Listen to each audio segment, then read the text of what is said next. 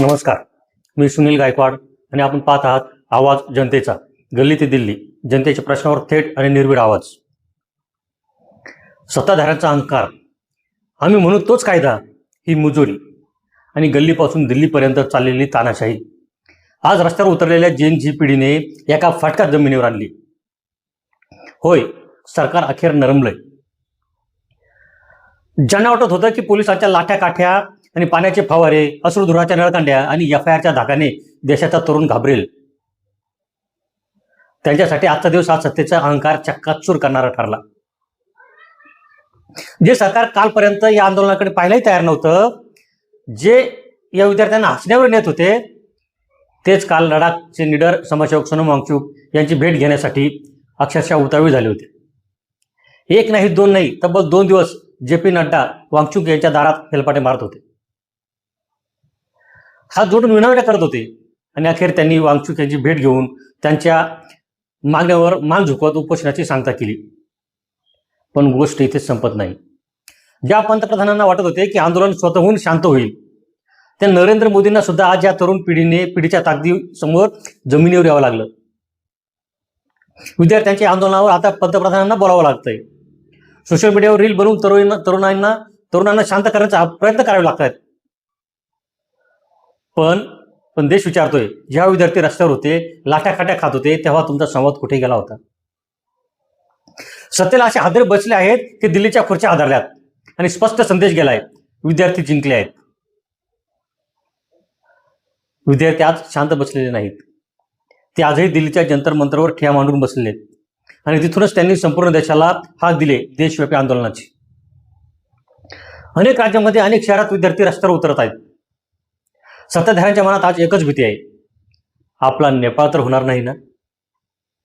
होय, नेपाळमध्ये जसा जनक्षोभ उसळला होता, तशीच इथली तरुण पिढी रस्त्यावर उतरून संपूर्ण व्यवस्था उलथून टाकण्यासाठी उभी राहिली होती. नेपाळमध्ये ही परिस्थिती झाली होती. तशीच भीती आज दिल्लीच्या गल्ली बोळात पसरली. या जनक्षोभाची तीव्रता पाहायची असेल तर बिहारमध्ये काय घडलं ते पहा. बिहारमध्ये थेट सत्ताधारी पक्षाच्या आमदारालाच विद्यार्थ्यांनी आणि संतप्त तरुणांनी पकडून चांगलाच प्रसाद दिला. ती क्लिप आज संपूर्ण सोशल मीडियावर व्हायरल होते.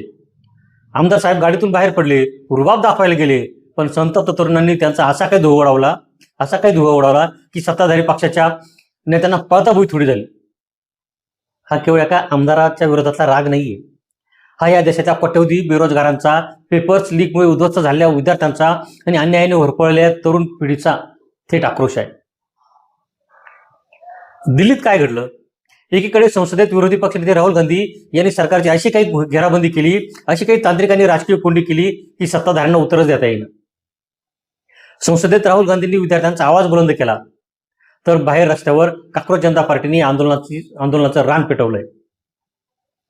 संसदेतील कोंडी आणि रस्त्यावरील शेकडो विद्यार्थ्यांचा आक्रोश, या दोन्हीच्या काचाट्यात सरकार असं काही सापडलं की पंतप्रधान नरेंद्र मोदींना मध्यरात्री आंदोलनाची गंभीर दखल घ्यावी लागली.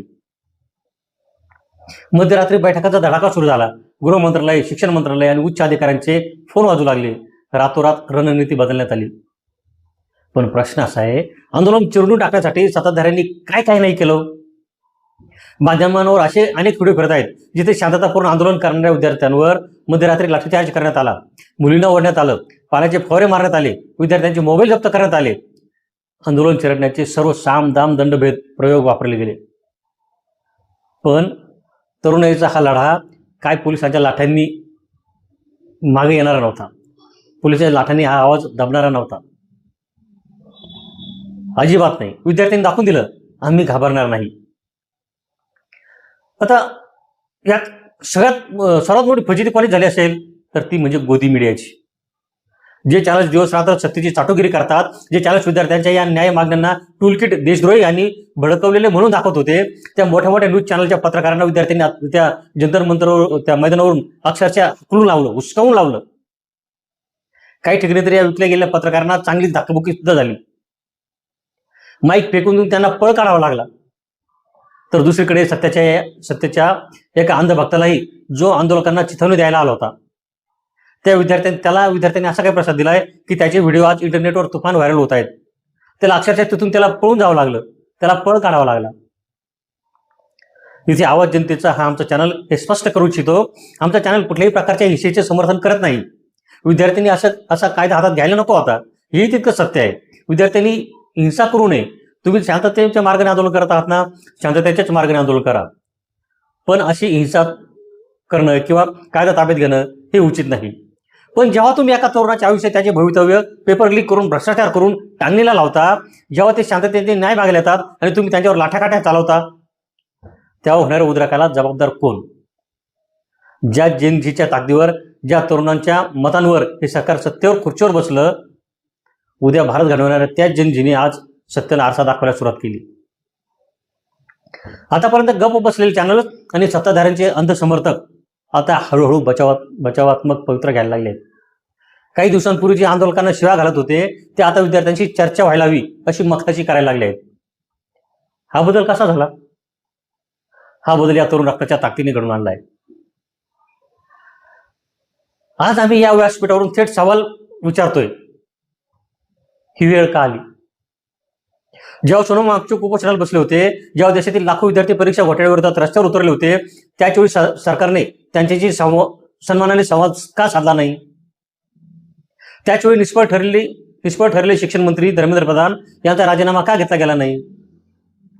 जर वेळेवर धर्मेंद्र प्रधानांचा गच्छंती केली असती, त्यांचा राजीनामा घेतला असता, विद्यार्थ्यांचे म्हणणे ऐकून घेतले असते, तर आज ही वेळ आली नसती. पण सत्तेचा माज असा असतो की तो सहजासहजी ऐकतच नाही. जोपर्यंत पाणी डोक्यावरून जात नाही तोपर्यंत या दिल्लीच्या राज्यांना जाग येत नाही. आता हे आंदोलन फक्त दिल्लीच्या जंतर मंतर पुरतं मर्यादित राहिलेलं नाहीये. हे आंदोलन देशातील प्रत्येक गल्लीत, प्रत्येक शहरात आणि प्रत्येक राज्यातील जेनजी युवकांनी स्वतःच्या हातात घेतलंय. आंदोलनाचे मुख्य सूत्रधार अभिजित दिपके यांनी आता आरपारची घोषणा केली. अभिजित दिपके यांनी ठणकावून सांगितलंय, जोपर्यंत शिक्षण मंत्री धर्मेंद्र प्रधान यांचा राजीनामा होत नाही, जोपर्यंत परीक्षा पद्धतीतील भ्रष्टाचार समूळ नष्ट होत नाही, तोपर्यंत हे आंदोलन थांबणार नाही. आणि यासाठी त्यांनी आता देशव्यापी आंदोलनाची हाक दिली.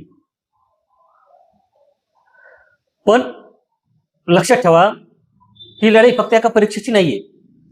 ही लढाई आहे देशाच्या भविष्याची.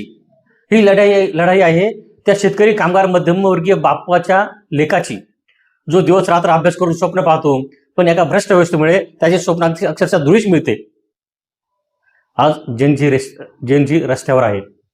या पिढीकडे मोबाईल आहेत, विचार आहे, डिजिटल ताकद आहे आणि अन्यायाविरुद्ध लढण्याची जिद्दही आहे. त्यांना तुम्ही जुन्या राजकीय तंत्राने फसवू शकत नाही. सरकार नरमलंय, पण आंदोलन संपलेलं नाही. सत्ताधारी जमिनीवर आलेत, पण विद्यार्थ्यांचा संघर्ष अजूनही चालूच आहे. जोपर्यंत धर्मेंद्र प्रधानांचा राजीनामा येत नाही, जोपर्यंत या देशातल्या प्रत्येक विद्यार्थ्याला त्याचा न्याय मिळत नाही, तोपर्यंत आवाज जनतेचा या आंदोलनाचा प्रत्येक अपडेट, विद्यार्थ्यांचा प्रत्येक आवाज तुमच्यापर्यंत आम्ही पोहोचवत राहू. तुम्हाला काय वाटतं? शिक्षण मंत्री धर्मेंद्र प्रधान यांनी तातडीने राजीनामा दिला पाहिजे का? आणि या जेनजीच्या आंदोलनाने सत्तेला झुकवलंय का? तुमचं मत खाली कमेंट्समध्ये नक्की लिहा. चॅनलला लाईक करा, शेअर करा आणि सबस्क्राईब करायला विसरू नका. बेल आयकॉन दाबायलाही विसरू नका, कारण हा तुमचा, आमचा, हा आवाज जनतेचा आहे. जय हिंद, जय भारत. आजच्या भागात इतकेच. पुन्हा भेटूया एका नव्या विषयासह. धन्यवाद.